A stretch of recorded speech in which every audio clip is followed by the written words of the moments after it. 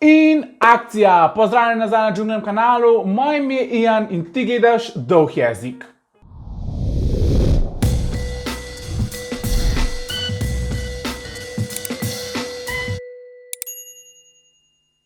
Vem, minilo je že ogromno časa. Nazadnje, ko sva govorila v Dolgem jeziku, sva govorila o tekmovalcih kmetije in naše first impressions. Zdaj pa, če si sam pomisliš, koliko časa nazaj se je kmetija začela. No, pred vsem tem časom je Sanskega moškega komentiral tudi Gregor Čeglaj, sem pogledal tudi njegove epizode in si zapisal par kratkih alinej, samo tisto, kar se meni zdelo najbolj pomembno. Kaj bova govorila v današnjem Dolgem jeziku? Šla bova čez najbolj zanimive punce, naredila bova first impression punc, first impression Blaža, razkrila bova tudi neke sočne novice, informacije, ker so nekatere punce baje bile v zvezi. Preden so šle v šov, med šovom in pa so v zvezi še danes. Katere so te punce, boš mogel pogledati do konca. Tako da, kakor vidiš, imamo kar nekaj stvari za predebatirati.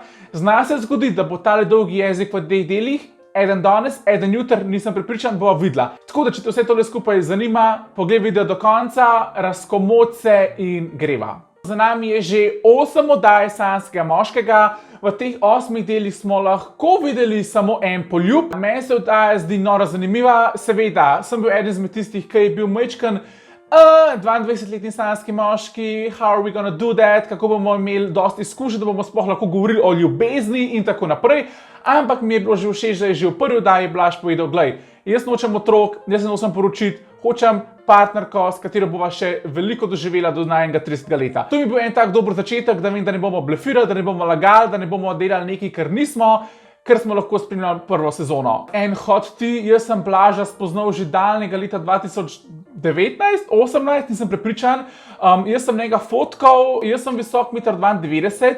In če se prav spomnim, je fant višji od mene. V sami oddaji me zelo preseneča, zelo je zgovoren, guna v slušalki ima daje odlične napotke, kaj mora povedati in to opravlja, jaz mislim, da 1A. Med gledanjem same oddaje, kaj mi ni bilo všeč pri njemu? Da bi mogoče on skenslal vaš cukor v hiši, zakaj? Ker so punce debele. Mogoče se je takrat malo spozabil in mi je dal mogoče mečken zamisliti, kako on res razmišlja. Mogoče mi ni bilo všeč njegovo konstantno ponavljanje, da njemu niso všeč punce, ki se mažejo, da punce, ki porabijo zunaj 1 uro, da se zrihtajo, da mu niso všeč punce, ki imajo umetne tripalnice dolge pol metra.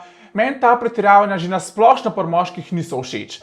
Zaradi tega, ker si ustvarjajo neko predstavo v glavi, kakšna je popolna punca, ampak njegova punca, popolna punca, tudi ona zjutraj porabi 30 minut za BB kremo, za skincare, za maskaro, za lip gloss, ampak se on tega ne zaveda. Ampak ko bo pa neka punca porabila zjutraj pol ure, da bo guno rdečo šminko gor dala, to je pa že too much. A pa misliš, da sem jaz naravna?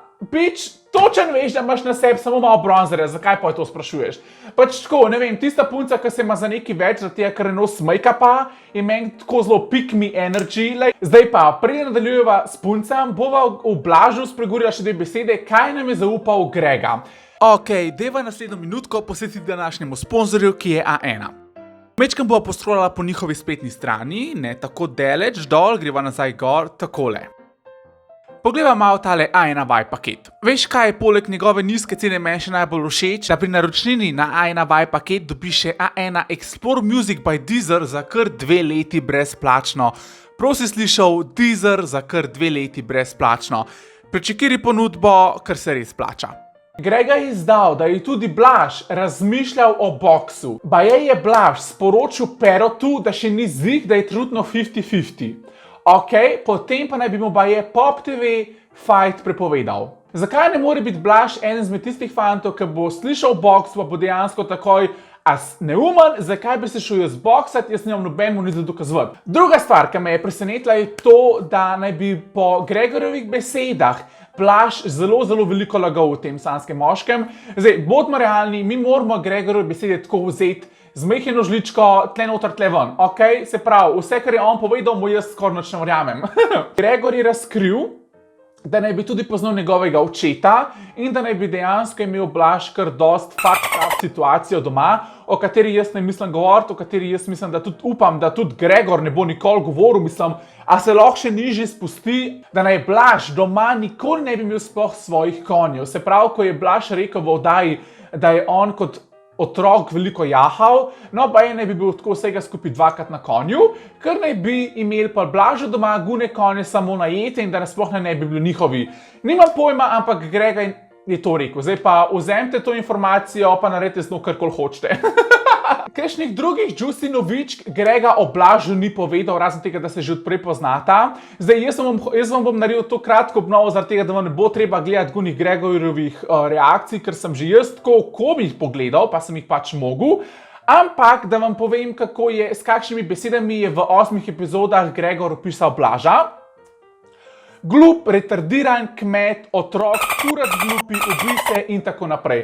To so bile samo le eni pridevniki, besede, s katerimi je Gregor opisal Blaža. Tako da še vedno smo na istem, še vedno se ni nič spremenili, še vedno nismo nič zrasali osebnostno. Dobro, Blaža smo predebatirali, zdaj so pa na vrsti punce. Tudi v današnjem dolgem jeziku si boste lahko pogledali, koliko so imele punce sledilcev, preden se je začela predvajati prva oddaja Sanjskega moškega. Tukaj bomo zdaj lahko tudi spremljali, katera punca bo najbolj zrasla. Videli smo tudi, da so že punce veliko bolj zrasle, kot pa tekmovalci v kmetiji. Tole zdaj bo en tak speed round. Kaj to pomeni? Gremo na hiter pogled vse punce, kaj so bile moje first impression, kaj si jaz v njih mislim in gremo naprej. Kristina Miller je prišla kasneje, meni se zdi zelo simpatična, ali mislim, da je šla noter zaradi prepoznavnosti narediti od 1 do 10, sem mislim, da tam nekje 7-8. Eva Luna Mlakar, zelo simpatična, vidi se, da je sama po sebi zelo tekmovalna, pa res sem dobil občutek, da je ona prišla na tekmovanje atletike in da pač ona mora zmagati in premagati vsako oviro do cilja. A mislim, da je prišla noter zaradi influencerstva od 1 do 10, mislim, da sem tam nekje na 6 do 7. Tina Blaškovič, po mojem mnenju, ona ne bo zmagala, zaradi tega, ker je prestara za njega. Žana Grad, full hud priimk. Nimam še nobenega mnenja o njej, moram pa priznati, da mi je vsako oddaja bolj všeč. Hano Ševič, še eno influencerko, ki je bila teoretično že influencerka, preden je prišla v šov. Nekako imam 50-50 občutek, da je kupila sledilce na Instagramu. Tega ne moram potrditi, ampak imam tak občutek. Monika Slapnik, ona je tudi tam, Pia Belak je tudi tam. Imam nekako občutek, da mi bo iz oddaje v oddajo bolj všeč, ker so jo na začetku kar nekako prikazali, kot da je mean girl. A ste porajtali, da je veliko punc dobil tak edit, kot da zavija z očmi, kot da ful upravljajo. Ana Suševič mi je tudi zelo simpatična, zelo v redu. Maja Grental, mislim, da je bila ona edina, ki si je prvo epizodo naredila sama make-up, ker je bil make-up od punc porazen in sem bil kar gunil, kako ima lahko ena punca tako 20krat boljši make-up, kot pa vse ostale. Eva Novak mi je bilo zelo žal, da ni ostala v oddaji dlje časa, odlična za televizijo, odlična za resnični šov. Jaz mislim, da bi ona zelo, zelo dobro izpadla v prvi sezoni in da bi tudi takrat mogoče znala ostati v oddaji dlje časa. Nina Smodiš, sploh se jo ne spomnim, ker jo nič ne kaže, ampak naj bi bila Nina po Gregorjevih besedah ena izmed tistih punc, ki je imela fanta že pred šovom. Gresta pred oddajo narazen, da ona mečkan zraste in da se med oddajo ne bo z nobenim poljubljala, potem pa gresta nazaj skupaj. Koliko je to res, nimam pojma, ampak Nina naj bi bila ena izmed tistih punc, ki ima zunaj fanta. Evo, in smo prišli do konca še enega dolgega jezika. Tukaj lahko vidite, kako so Blažu sledilci zrastali, jaz verjamem, da bo prišel vsaj do 25,000 sledilcev do konca oddaje. Drugače pa jutri v drugem delu bom ekskluzivno odgovoril, ali ima Ariana De Palma fanta. Mogoče nam odgovori kar ona. Spregovorila pa bo tudi o povratnicah. Drugače je bilo pa to za današnji video. Če ti je bil ta video všeč, ga ne pozabiti lajkati, ne se pozabiti subskrbati na Žunglin kanal in pa ne se pozabiti subskrbati oziroma slediti mojemu Instagramu, ker jaz imam pred oddajo in po 8 delih še vedno zelo malo sledilcev. Tako da to je to iz moje strani in se vidimo jutri. Čau, čau.